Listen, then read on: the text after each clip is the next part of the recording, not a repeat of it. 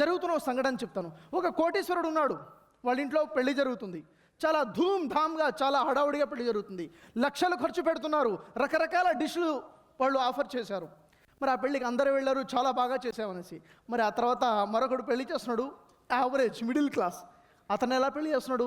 అతను కూడా ధూమ్ధాంగానే చేస్తున్నాడు. ప్రజలు ఏమనుకుంటారో. ఈరోజు ఎక్కడైనా చూడండి, అతను 1000 రూపాయలు ఖర్చు పెట్టేవాడైతే 1,00,000 రూపాయలు ఖర్చు పెడుతున్నాడు, లక్షలు ఖర్చు పెట్టేవాడైతే 10 లక్షలు ఖర్చు పెడుతున్నాడు. ఎందుకని? ప్రెస్టేజ్ అనే ఒక కవర్ కోసం, ఒక ముసుగు కోసం.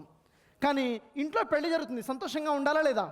నవ్వుతున్నాడు, నిజంగా నవ్వుతున్నట్టు నటిస్తున్నాడు తప్ప మనస్ఫూర్తిగా నవ్వలేకపోతున్నాడు. ఎందుకంటే అదొక బాధ తన లోపల ఉంది.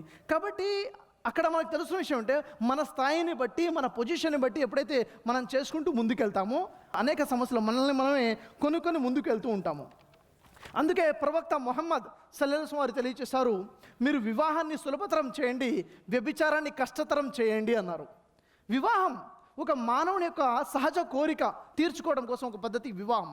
దాన్ని మీరు సులభతరం చేయండి అన్నారు, వ్యభిచారాన్ని కష్టతరం చేయండి అన్నారు. ఒక వ్యక్తి తన సహజ కోరికలు తీర్చుకోవడం కోసం వివాహం చేసుకుందాం అనుకుంటే లక్షలు ఖర్చు అవ్వందే వివాహం అవ్వదు. వ్యభిచారం 100 రూపాయలకి అవైలబుల్గా ఉంది సమాజంలో. ఇది మన దుస్థితి.